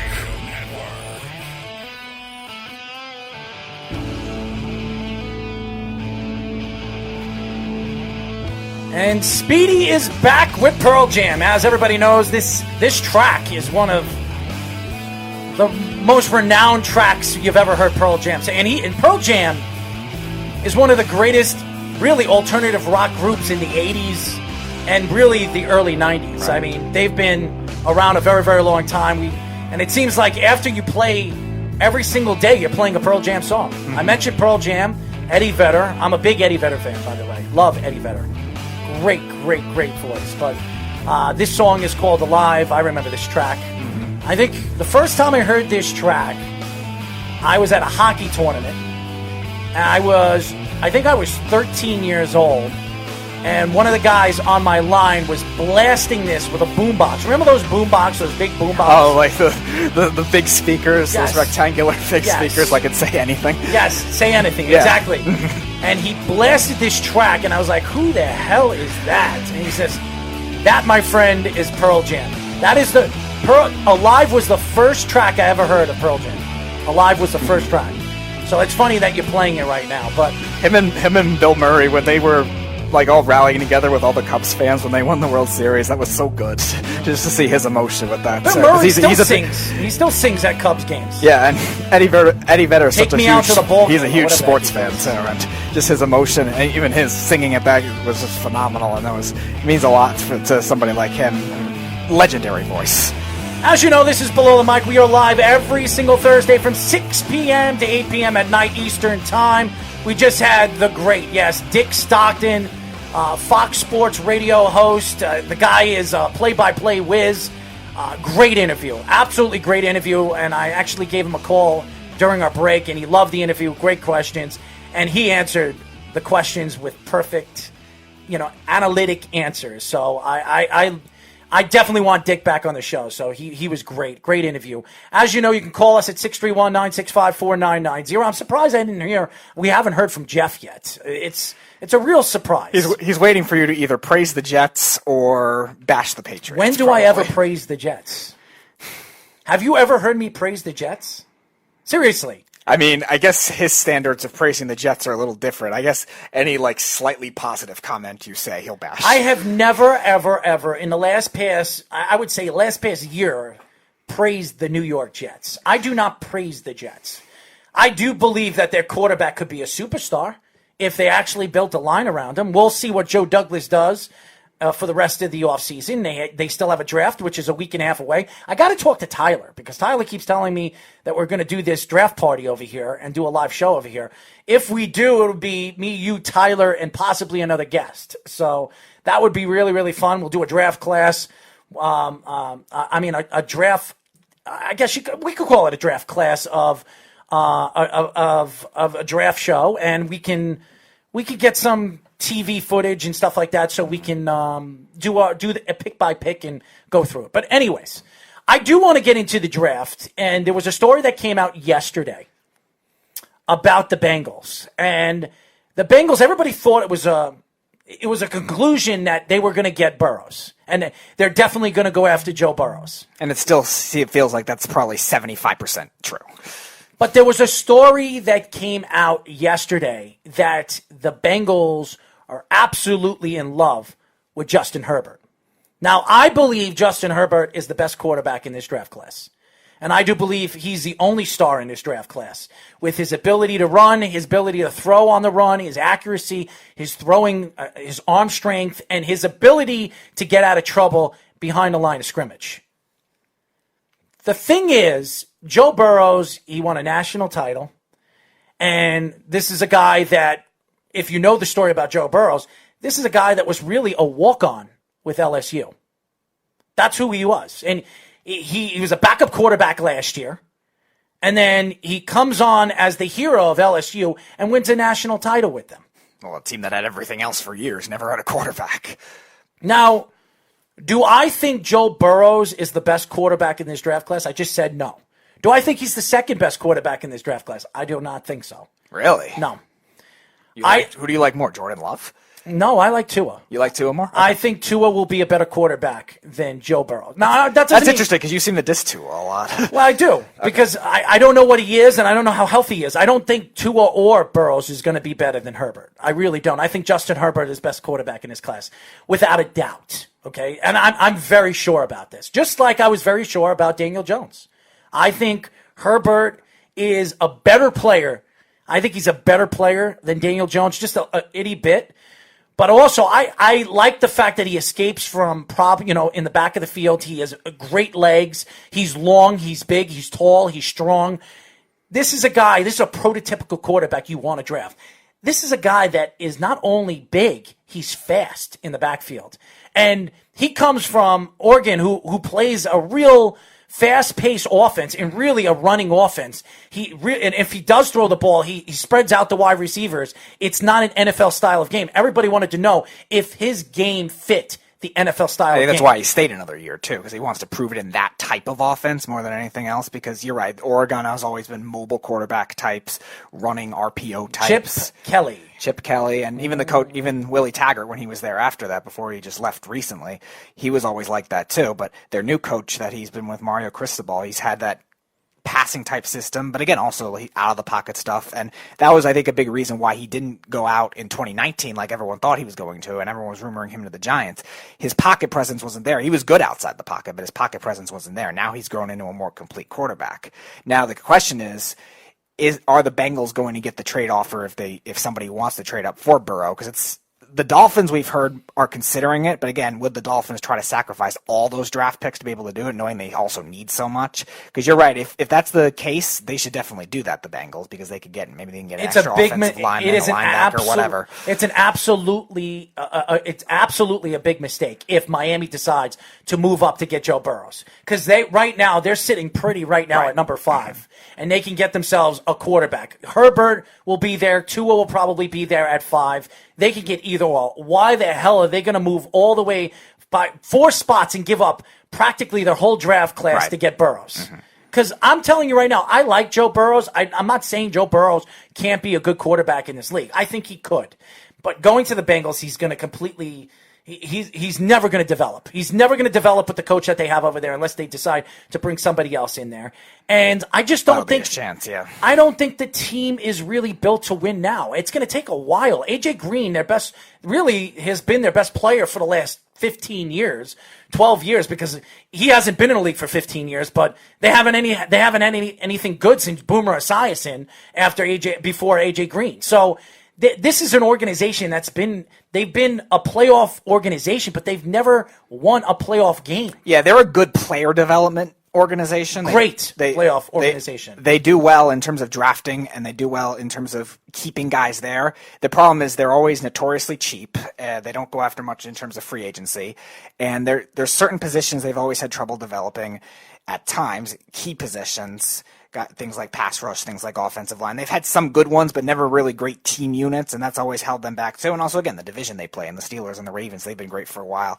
So they've besides certain years, they've never really had that extra effort to do that. So we'll see if they can adjust to that. But right now, in terms of the state of the team, their skill players are okay. But again, they really need help on that offensive line, no matter what quarterback they take. And you're talking about the Bengals in one of the hardest divisions in football. You have the Baltimore Ravens just re-upping, making a trade for Campbell this offseason, makes their defense that much better. They're adding a pass rusher. You look at the Pittsburgh Steelers, they do have Ben Roethlisberger come back. They are declining, but they're still gradually a good team. They still went 8-8, losing Roethlisberger and James Conner much of the year. And they brought Fitzpatrick in. Right. So a great corner, which they needed really in their secondary. And then you talk about the Browns, which even though they're a team that completely bombs every single year, no matter how much talent they have, they're still a very good team. They added Jack Conklin. I mean, as far as talent is concerned, the Browns are one of the most talented NFL teams in football. The question is, are they going to be able to put 2 and 2 together to make it make sense? I don't know if they're able to do that. And that's why there's a story coming out that they don't even know how long Odell Beckham and Jarvis Landry are actually going to be able to play together. Because there are stories coming out that both players want the ball, and there was a huge problem during the middle of the season on who gets what, when, and where, and why. And that's why there was a huge problem with the coach and the coaching staff. Yes, So there's a lot of huge problems with that coach. I mean, just think about it. When Odell Beckham wasn't there and it was just Jarvis Landry, that coach was offensively sound with Baker Mayfield. Odell Beckham comes to the picture, and that the coach was absolutely one of the worst coaches in – Freddie Kitchen was one of the worst coaches in NFL history. Yeah, and I think when you look at it, whenever you have players complaining that they don't get the ball enough or it's too extreme, sometimes the coach will end up overreacting. And that's why Odell was very phasey, as well as Jarvis Landry. They were very phasey. It seems like Odell got it in bulk and then Landry got nothing, vice versa. And that's not going to create a good team offense either. It's going to make it easier to game plan if that's where you're going, a hot hand kind of thing, if you're only trusting one receiver. Nick Chubb was really the only guy in that offense last year that was consistent as a result of that. And that was with a lot of offensive line problems. That was also with Kareem Hunt stealing touches from him in the second half of the season. He was really the only consistent guy. Did anybody sign Kareem Hunt yet? The Browns have him back on a tender, but I didn't hear anything else after that. I'm very surprised the Browns didn't move him, or he decided to go somewhere else. Mm-hmm. Because to me, Kareem Hunt did not fit in that offense. And I don't think he fits in that offense now. I think they have their star running back. I think they're building their offensive line before that star running back. And he's a power back. And yes, he could do everything. What's his name again? Chubb. Chubb. We all knew Chubb coming out of Georgia was going to be a good running back. We all knew that. The fact that he fell out of the first round going into the second round, he was a steal for the for the Browns early in the second round. But again, you bring in Kareem Hunt and you never have enough, and you have bags of riches. When you think you had Chubb on the team last year, you had Kareem Hunt on the team, Odell Beckham and Jarvis Landry, you're talking about 4 of probably the top 30 offensive players in the NFL on one team. And this is a team that didn't make the playoffs. This is a team that I think they won 8 games. They won 6 games. They were only 6-10. 6 games. On a very easy schedule, too. Keep that in mind. The AFC East, their division, which besides the Ravens wasn't great. And the NFC West, which was pretty good, but still had their issues at times, too. They had a very easy schedule, went 6-10. That's a coach problem and really maybe a quarterback problem. There's a lot of things that went wrong with that team, but coach and ownership, definitely. Shout out to Tom Sconzo. He's been going through a lot. He has pneumonia. I love you, Tom. I hope you feel better. Wishing you the best, Tom. Absolutely. With COVID-19 going on, I mean, this is a strong man. I've known Tom for a very long time. Hopefully, his family's taking care of him, and I wish nothing but the best for him and his family. So shout out to Tom Sconzo. Trey Snide, buddy, what's going on? He says, go Panthers. Well, the Panthers got a lot. They have a lot to do right now in the draft. They have a lot of weaknesses. Their offensive line has to re-up. This is a team that really, when they were a Super Bowl contender, their offensive line really produced what they needed to produce going through the playoffs the way they did. And they fell apart against the Broncos. So right. I will say this. The Panthers need to fix that offensive line, and they have the offensive weapons. They really do. I think they have the wide receivers now. They added Robbie Anderson this offseason as your third guy. That's pretty good when you have Robbie Anderson as your third guy.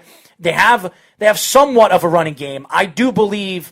Now, I'm not talking about their star running back because we know all about their star running. I'm talking about their second running back. I don't think they have that second running back because if you're going to depend on McCaffrey to do everything this year like he did last year, you saw teams figure them out at the second half of the season, and I believe that's the reason why Juan Rivera got fired. Mm-hmm. Yeah, they were 4-2 at one point too, and then they just really either game planned for him or let him do his thing, and then they guarded everyone else, which doesn't create a good team offense. Same thing I was saying with the receivers. You need other guys that can contribute. These receivers that they have are both decent young receivers, and I think they fit in that offense with Matt Rule. The question is, can anyone emerge as a number one? That's really the thing.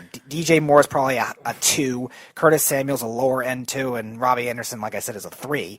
And can anyone emerge as a 1 will be the question. And it'll be hard with, again, a new quarterback and, like Errol was saying, offensive line problems. Not to mention, you also have problems with that defense now, losing Luke Kuechly, losing a lot in that secondary. They're going to need a lot. And Kuechly, for years, aided a lot of bad corner play. They don't really have a backup running back either. And Christian McCaffrey, he's a go-all type of back. He goes right up the middle, right up the gut, and run on the outside. This is a guy that has stayed healthy. Last year he was healthy almost the whole season, and he has stayed healthy. But this is a team that depends on their running game. They depend on their running game. What happens if Christian McCaffrey hurts himself?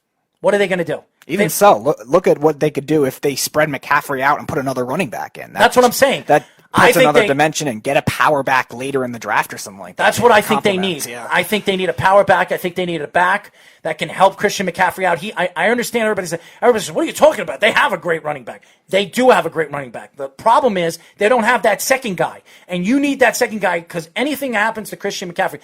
And you can find a great running back in the later rounds. You can find him in the this draft's really deep. Yeah. 5th round, 6th round. You could find a running back. That's what they need. They need a power back to help Christian McCaffrey out and take the pressure off of Christian McCaffrey. They need a dual threat, and they don't have that at the running back position. So that's where I think they need to go as far as I'm concerned with the Panthers. But getting back to the Bengals before we move off the NFL, and by the way, we will have a draft show. We will have it, even if Tyler is not going to do it. But I think Tyler did say he's going to do it. Mm-hmm. So Anthony Anderosi wants to join us too. So if Mike Guido does not want to join us or he's too busy to join us, we will have Anthony Anderosi, my partner from Caged in MMA, that will join us and do the draft party with us. So it will be fun. So stay tuned for that, ladies and gentlemen. But getting back into this whole Burrows thing, I do believe Burrows could be a good quarterback in this league. I think he has a lot more to prove. He had one season that he was a standout. He was the Heisman Trophy winner. That speech was one of the best speeches I've ever heard any Heisman Trophy winner ever speak. It was a great speech. You have to give the kid a lot of credit. It was absolutely drawn up perfectly. It was so emotional. I love the kid. The kid is a good kid. The only thing is, this is a kid that was a walk-on to LSU. This is an LSU team that had a great defense in the second half of the season. Not in the first half. In the second half of the season, they were absolutely unstoppable. Mm-hmm. And their offense, a lot of good opponents too. And their offense was one of the best in the nation. So that's the thing that I'm looking forward to seeing. Him going to the NFL, the speed of the game, the difference of audibles, calling the plays at the line of scrimmage. That's what I want to see Joe Burrows do. I think Herbert could do it. And I think Tua, he's played in an NFL style of offense in Alabama. So I think, I do believe if Tua's hip is healthy, he could turn out to be the best quarterback in this class because he's been in an NFL style of offense for the last 2 years. So you think he's more raw because of that, even though he's been Joe Burrows? Burrow, yeah, even though he's been under other coaching staffs. Yes, I think Ohio he's raw. State, obviously, I think he's raw. Yeah. A great coaching staff over there when Urban Meyer was still there, and now LSU. Joe Brady was an offensive coordinator with the Saints for a while, even though he didn't call the plays. You still think he'll be raw? I think he's raw. I think he's raw. And I listen, that doesn't mean that he can't be a good quarterback in the NFL. I just don't know if Joe Burrows is the number 1 pick in this year's draft. I don't even think he's the number 3 or 4 pick. If you were to ask me right now, I would go Simmons 1, Young 2, Herbert 3. Who's the corner that everybody keeps talking about? Okudah 4, and Jerry Jeudy 5. Okay. That's where, and then the offensive linemen, obviously. Mm-hmm. I would go all the offensive linemen, 1, 2, 3, and 4. Okay. So that's where I think that the draft is, and corners are very hard to find. They're very hard to find, and if this kid is what they say he is, he's a shutdown corner. They're talking about Jalen Ramsey-esque. That's what they think that this kid could be. Yes. Yeah. That's what a lot of scouts are saying when they saw him at the Combine. Well, he had one of the best college seasons for a corner, so I could see where that hype is coming from. We have to see with his size and, again, his tackling ability, whether he could play like Jalen Ramsey in terms of the complete game. But he's definitely, he's definitely a lockdown for sure and easily one of the best picks. I'm just telling you what every scout is saying about this kid. They think that he is a lockdown corner as good as Ramsey was when he came out of the draft. Now, the question is, like you said, the size difference. Ramsey's he's not big, but he's like 6 foot, 6'1". This kid, I think he's 6'1", 203 or something like that. This kid's about 5'10", 5'11", so he's not as big as Ramsey, but he's a hard-nosed guy. He likes to play the man. He's a gut-wrenching guy that likes to hit the guy. So the question is, could he hit the bigger wide receivers in the league? These are bigger and faster guys. And can he press, too, depending on the system? Well, they said that about Darrelle Revis, and Darrelle Revis was not the biggest guy either. He's 5'10", and Darrelle Revis was one of the roughest corners in NFL history. So if he could be another Darrelle Revis, and maybe in the offseason, while the offseason is going on, maybe he should reach out to Darrelle Revis. Darrelle Revis, by the way, was named to the the 2010s All-Decade team, which is absolutely well deserved. I mean, this guy to me was the second best corner of all time. I really do believe it. There's only one corner that was better than him, and that's Deion Sanders. Besides that, I don't think there was anybody else. And I would say he's borderline with Deion Sanders. I like Charles Winston, too. He was a good corner, too, and safety. So you can go up and down the list. And there were a lot of great corners over the years. And I don't want to hear from Richard Sherman that he's a better player than Darrelle Revis, because it proved not in the Super Bowl this year. So this and it proved not in 2016 and 2017, even though 2017 he got hurt and only played half a year. Just remember he had the 5 great peak years, but Darrelle Revis had it a lot longer than that. Just remember who beat you in 2015, 2016? What are you looking at me for? The Patriots you're talking about? Yes. Yep. He beat Richard Sherman. Yep. He outplayed Richard Sherman in the Super Bowl. And that's why they won. Well, one of the reasons why they won. It wasn't the only reason why. But he was as good as any corner in that game. So, when you look at where football is and where the draft is going, I do believe everybody's going to compile with these offensive lines. Everybody wants one of these top 4 offensive linemen. I do believe 1 or 2 guys are going to fall out of the top 10. I do. I mean, that'll be hard, though, considering a lot of teams need offensive line and as a primary thing. If Miami doesn't take their quarterback there, that could be an area they go in. The Chargers, same kind of thing. Arizona, the Browns, and the Jets, they all need offensive line. So that's going to be very hard to come by. And also, again, if other teams don't trade up for quarterbacks, you might end up seeing other teams trade up for offensive linemen as well. Now, the question is, again, are they still going to go best player available? Will there be more quarterback trades? That'll be interesting. And Jordan Love is a very interesting wild card, too, with his combine. Somebody may trade into the top 10. Remember I said this. Jordan Love will be a New England Patriot. Remember I said this. Jordan Love he'll fall out to in the 20s. I think Jordan Love will fall to 25, 26. I believe the New England Patriots will absolutely draft Jordan Love. If he's there where they're drafting, or if they're close to, they're too. You think they'll trade up a little? Oh, absolutely. Okay. Absolutely. Because they don't trade up a lot. They would trade up a little if they're going to do that. I do believe that if Jordan Love is somewhere between 23 and 25, I could see the Patriots drafting him. I do. And I do believe that probably will happen. I think he fits the mold of the New England Patriots. The kid has tremendous ability. And by the way, he could be the best quarterback in this year's draft. I don't think he will be, but if he works, he's a nice player, though. If you put him with McDaniels and Belichick, you could absolutely develop this kid and turn him into a big time player. So I think Jordan Love could be the next New England Patriots starting quarterback, and I do believe there's a very good chance that to happen because, by the way, I heard from New England and I've read a couple of stories that New England really likes him. So. There's really nobody in the middle. I don't think that's going to steal a quarterback at this point. So he might end up falling there if he doesn't go into the top 10, unless again some craziness happens with the Dolphins